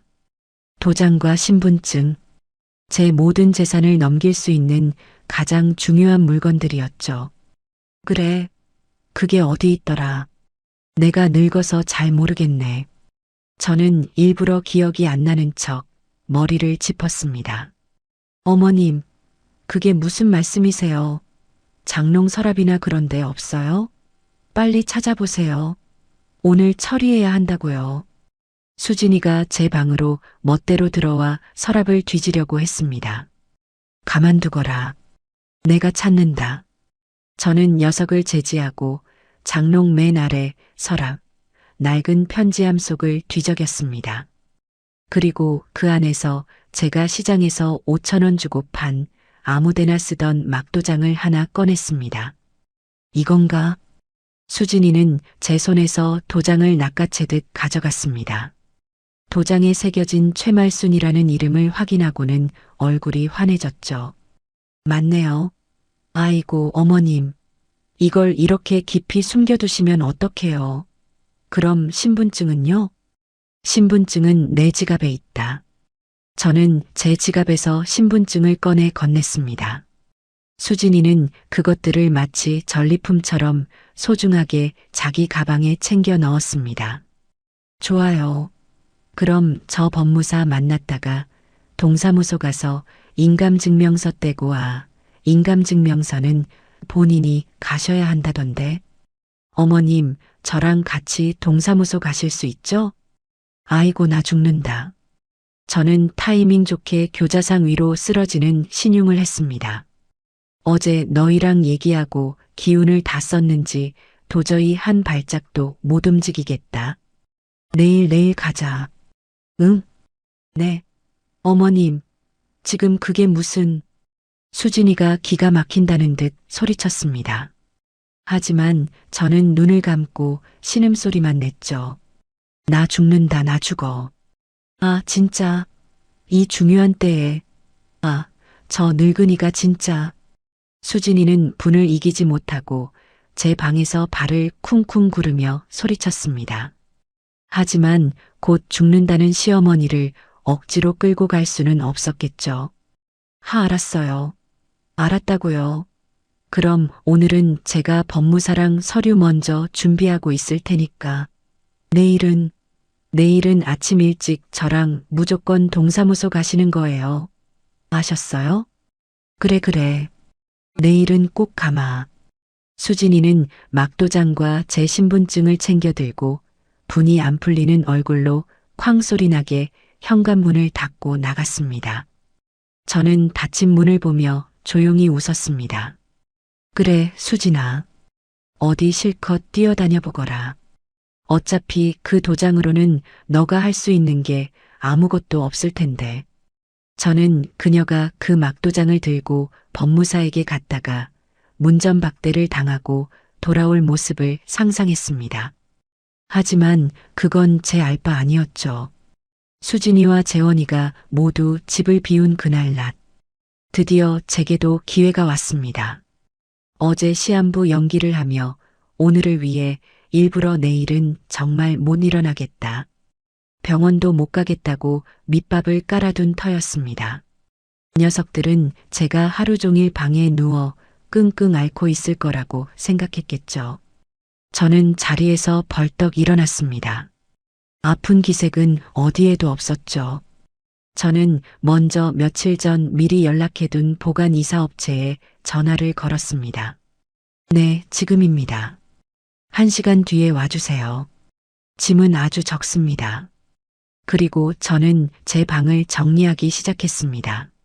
수진이가 그토록 경멸하던 제 낡은 옷가지들, 남편의 유일한 사진이 담긴 낡은 액자, 제 비밀 통장과 진짜 인감도장, 그리고 이 집의 등기권리증, 원본. 그 외에는 아무것도 챙기지 않았습니다. 수진이가 사준 교자상도 저를 격리했던 그 어떤 물건도 가져갈 필요가 없었죠. 짐이라고 해봐야 작은 박스 2-개 전부였습니다. 약속한 시간에 맞춰 작은 짐 보관이라는 스티커가 붙은 작은 트럭 한 대가 아파트 지하 주차장으로 조용히 들어왔습니다. 저는 인부 2사람과 함께 엘리베이터를 타고 짐을 날랐습니다. 모든 것은 30분도 채 걸리지 않았습니다. 이 짐은 금요일 오전에 제가 연락드리는 주소로 옮겨주시면 됩니다. 알겠습니다, 사모님. 그들이 떠나고 제 방은 텅 비었습니다. 서랍장도 옷장도 모두 비었죠. 하지만 겉보기에는 아무 티가 나지 않았습니다. 어차피 녀석들은 제 방문을 열어볼 생각도 제가 무엇을 가지고 사는지 관심도 없었으니까요. 저는 다시 침대에 누워 가장 고통스러운 표정으로 신음소리를 내기 시작했습니다. 아이고 나 죽는다. 아니나 다를까 저녁이 되어 돌아온 수진이는 불같이 화를 내며 제 방문을 열어젖혔습니다. 어머님, 지금 저 가지고 노셨어요? 이거 가짜 도장이잖아요. 법무사님이 이거 말고 인감도장 가져오셔야 한다고. 망신당한 거 알아요? 그리고 인감증명서는 본인이 직접 떼셔야 한다고요. 그녀는 제게 막도장을 집어던졌습니다. 내일은 정말 하늘이 두 쪽 나도 저랑 동사무소 가셔야 해요. 저 또 연차 썼으니까 딴말하기만 해봐요. 그땐 저 정말 어머님 머리끄덩이 잡고 끌고 갈 줄 아세요. 저는 덜덜 떨리는 목소리로 대답했습니다. 알았다. 내일은 꼭 가마. 수진이는 진짜 답답해. 라고 소리치며 문을 쾅 닫고 나갔습니다. 수요일, 목요일. 이틀의 시간이 지옥처럼 흘러갔습니다. 저는 내일은 가자, 아이고, 오늘은 도저히 안 되겠다라는 변명으로 시간을 끌었습니다. 수진이는 이제 폭발하기 일보 직전이었습니다. 그녀는 제 방에 밥도 넣어주지 않았습니다. 동사무소 가시기 전까진 국물도 없을 줄 아세요.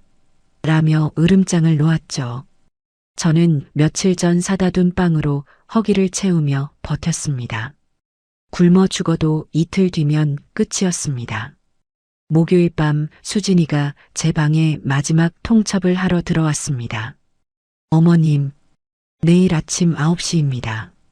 9시까지 현관에 안 나와 계시면 저 정말 구급차 불러서 어머님 병원에 쳐넣어 버릴 거예요.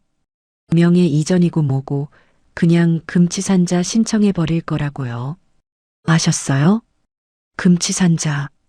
제정신이 아닌 사람으로 만들어 재산을 빼앗겠다는 소리였습니다. 참으로 제 며느리다운 발상이었죠. 저는 앙상한 팔을 들어 그녀를 가리키며 말했습니다. 그래, 내일 아침 9시에 꼭 가마. 약속한다. 흥? 두고 보죠. 수진이는 의심의 눈초리를 거두지 않고 방을 나갔습니다. 저는 그날 밤 한숨도 자지 않았습니다. 텅 빈 방 안에서 낡은 침대에 누워 40년 전 이 집에 처음 이사 왔던 날을 떠올렸습니다. 남편과 재원이의 손을 잡고 얼마나 기뻐하며 이 현관문을 열었던가. 여보, 나 잘하는 거 맞죠? 당신도 이해해 줄 거죠? 저는 어둠 속에서 조용히 물었습니다. 대답은 없었지만 저는 이미 답을 알고 있었습니다. 드디어 금요일 아침이 밝았습니다. 운명의 날 금요일 아침이었습니다. 저는 동이 트기도 전인 새벽 5시에 눈을 떴습니다. 이틀간 빵 몇 조각으로 연명했더니 백가죽이 등에 붙은 것 같았지만 정신은 오히려 더 맑았습니다. 어젯밤 수진이가 내일 아침 9시라는 시한부 통보를 했었죠. 녀석들은 제가 그때까지 방구석에서 끙끙 앓고 있을 거라 생각했겠죠. 저는 텅 빈 옷장에서 유일하게 남겨두었던 제 옷 중에 가장 단정하고 깨끗한 외출복을 꺼내 입었습니다. 아파서 누워있던 늙은이의 모습이 아니었죠. 조용히 방을 나와 거실로 향했습니다. 안방에서는 재원이와 수진이의 숨소리가 고르게 들려왔습니다. 저는 곧장 부엌으로 향했습니다. 그리고 수진이가 저에게 접근을 금지했던 그 깨끗한 메인 냉장고 문을 활짝 열었습니다. 각종 유기농 식품과 밀키트 사이에서 쌀통을 찾아냈습니다. 저는 제 몫의 쌀을 씻어 밥솥에 앉혔습니다. 그리고 냉동실 구석에 박혀있던 마른 멸치와 다시마를 꺼내 냄비에 넣고 육수를 내기 시작했죠. 수진이가 기겁하던 냄새나는 음식. 제 마지막 만찬은 된장국이었습니다. 보글보글 구수한 된장 냄새가 깨끗하던 부엌을 가득 채우기 시작했습니다. 저는 그동안 서름이라도 풀듯 일부러 환풍기도 켜지 않았습니다. 밥이 다 되고 국이 끓어오를 무렵 저는 식탁으로 향했습니다. 의자는 3개뿐이었죠. 제가 앉을 자리는 없었습니다. 저는 망설임 없이 재원이가 앉는 자리에 놓인 의자를 빼서 앉았습니다.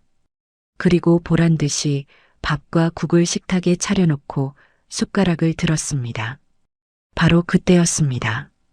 킁킁, 아, 이게 무슨 냄새야. 안방 문이 벌컥 열리며 수진이가 머리를 쥐어뜯으며 뛰쳐나왔습니다. 그녀는 부엌 식탁에, 그것도 재원이 자리에 버젓이 앉아 밥을 먹고 있는 저를 보고는 그대로 얼어붙었습니다. 어머님? 지금 뭐 하시는 거예요? 저는 고개도 들지 않고 밥 한 숟갈을 크게 떠 입에 넣었습니다. 밥 먹는다. 아니, 누구 마음대로 그 식탁에 앉으래요. 그리고 그 냄새는 또 뭐고. 당장 안 일어나세요. 수진이가 제게 달려와 숟가락을 빼앗으려 했습니다. 저는 숟가락을 놓지 않고 그녀의 눈을 똑바로 쳐다보았습니다. 내 집에서 내가 밥 먹는데 무슨 문제라도 있니? 제 목소리는 더 이상 죽어가던 늙은이의 것이 아니었습니다. 차갑고 단단했죠. 수진이는 제 달라진 태도에 순간 움찔했습니다. 뭐라고요? 내 집? 이거 오늘 당장 우리 집 될 건데. 어머님, 어제 약속 잊으셨어요? 9시에 동사무소. 약속? 아, 그거. 딩동. 제 말이 끝나기도 전에 현관 초인종 소리가 요란하게 울렸습니다. 수진이가 아, 누구야 아침부터. 재원 씨, 뭐 시킨 거 있어요? 라며 신경질적으로 현관 쪽을 바라봤습니다. 마침 잠이 깬 재원이도 무슨 일이야 엄마? 왜 거기 앉아 있어? 냄새. 라며 거실로 나오던 참이었습니다. 저는 숟가락을 천천히 내려놓고 자리에서 일어났습니다. 내 손님이다. 저는 멍하니 서 있는 두 사람을 지나쳐 현관으로 걸어갔습니다. 그리고 인터콤도 확인하지 않고 문을 활짝 열었습니다. 문 밖에는 제 예상대로 김 사장과 이 선생 부부가 서 있었습니다. 그리고 그들 뒤로는 파란색 작업복을 입은 이삿짐 센터 직원 대여섯 명이 늠름하게 대기하고 있었죠. 어머님, 이분들은 누구? 재원이가 당황해서 말을 더듬었습니다. 수진이는 이삿짐 센터 직원들을 보자마자 표정이 굳었습니다. 뭐예요? 저희 이사 안 가는데요. 잘못 찾아오셨어요. 김 사장이 정중하게 한 걸음 앞으로 나섰습니다. 잘못 찾아온 거 아닙니다. 사모님. 오늘 이 집 잔금 치르고 이사 들어오시는 날입니다. 여기 이 선생님 내외분이 새 집주인 되십니다. 네. 뭐라고요? 수진이와 재원이의 얼굴이 동시에 하얗게 질렸습니다. 수진이는 믿을 수 없다는 듯 저를 돌아보았습니다. 어머님, 이게 다 무슨 소리예요? 새 집주인이라니. 집을 팔았어요? 재원이의 목소리가 염소처럼 떨려 나왔습니다. 저는 제 평생 가장 환한 미소를 지어 보였습니다. 물론 그들에게는 악마의 미소처럼 보였겠죠. 그래, 팔았다. 거짓말 마세요. 어제 저랑 명예 이전하기로 약속했잖아요. 도장도 주고 신분증도. 아, 그거. 저는 안주머니에서 제 진짜 인감도장과 진짜 신분증을 꺼내 보였습니다. 너가 가져간 건 그냥 시장에서 판 5,000원짜리 막도장이야. 신분증은 어젯밤 너가 잠들었을 때 지갑에서 다시 가져왔고. 뭐? 수진이는 그제야 모든 것을 깨달았다는 듯 비명을 질렀습니다. 이 늙은 여우가 감히 우릴 속여? 재원 씨, 뭐해? 저 늙은이 안 맞고.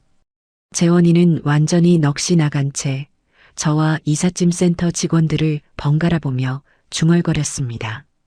엄마, 어떻게 우리한테 이럴 수 있어? 집을 팔아? 저는 그런 아들 녀석에게 천천히 다가갔습니다. 내가 너희한테 어떻게 이럴 수 있냐고? 제 목소리가 거실에 울려 퍼졌습니다. 김 사장도 새 집주인도 이삿짐 센터 직원들도 모두 우리를 주목하고 있었죠. 그 말 너희가 나한테 했던 짓을 생각하고 다시 해보렴. 저는 수진이를 똑바로 바라보았습니다. 수진아, 너 그랬지. 나랑 같은 밥상에서 밥 먹기 싫다고. 냄새나고 더럽다고. 내가 이 집에 있는 게 역겹다고 했지. 제 말에 수진이의 얼굴이 새빨갛게 달아올랐습니다. 김 사장과 새 집주인 부부의 표정이 싸늘하게 굳는 것이 보였습니다. 그래, 내 소원대로 해줬다. 저는 활짝 웃었습니다. 너가 그렇게 손도 대기 싫다는 시어머니 밥상, 이제 평생 볼 일 없게 해줬어. 저는 어제 미리 현관에 빼놓았던 제 작은 짐가방을 들었습니다. 여긴 이제 내 집 아니다. 너희도 마찬가지야. 저는 이삿짐 센터 직원들을 향해 고개를 까딱했습니다. 저기 안방이랑 건넌방에 있는 짐들. 저 두 사람 물건입니다. 싹 다 빼서 1층 화단 앞에 내려놔 주세요. 이분들이 새 주인이시니까 빨리 비워드려야죠. 네, 사모님. 직원들이 일사불란하게 빈 박스를 들고 안방으로 향했습니다. 안 돼. 수진이가 미친 사람처럼 소리치며 그들 앞을 막아섰습니다. 당신들 뭐야? 남의 집에 함부로 들어오지 마. 경찰에 신고할 거야. 이건 우리 집이야.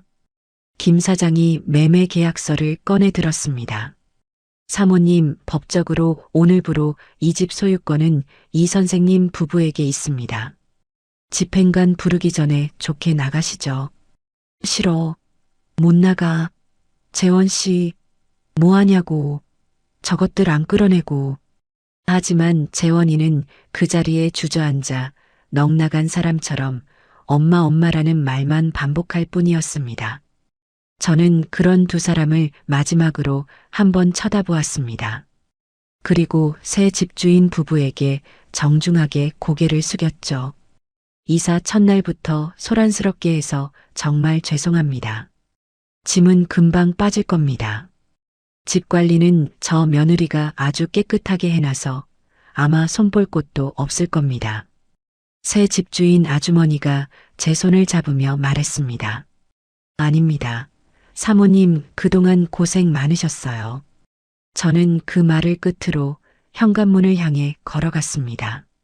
수진이가 제 머리채라도 잡을 듯이 달려들었지만 이삿짐 센터 직원이 앞을 막아섰습니다. 가지마. 이 늙은 여우야. 내 집 내놔. 당장 이 계약 취소하라고. 저는 문을 열고 나가려다 마지막으로 재원이를 돌아보았습니다. 아, 그리고 재원아. 너희가 그토록 원하던 너희 집에서 너희끼리 깨끗하게 한번 잘 살아보거라. 저는 덧붙이는 것을 잊지 않았습니다. 길거리에서 저는 그 말을 끝으로 지옥 같았던 그 집을 나왔습니다. 제 등 뒤로 수진이의 악에 바친 비명소리와 재원이의 절망적인 울음소리, 그리고 이삿짐 센터 직원들이 짐을 빼내는 소리가 뒤엉켜 들려왔지만 저는 단 한 번도 뒤돌아보지 않았습니다. 아파트 1층 현관을 나서자 눈부신 아침 햇살이 제 얼굴 위로 쏟아졌습니다. 저는 깊게 숨을 들이마셨습니다. 40년 만에 처음 맛보는 듯한 아주 달고 시원한 공기였습니다.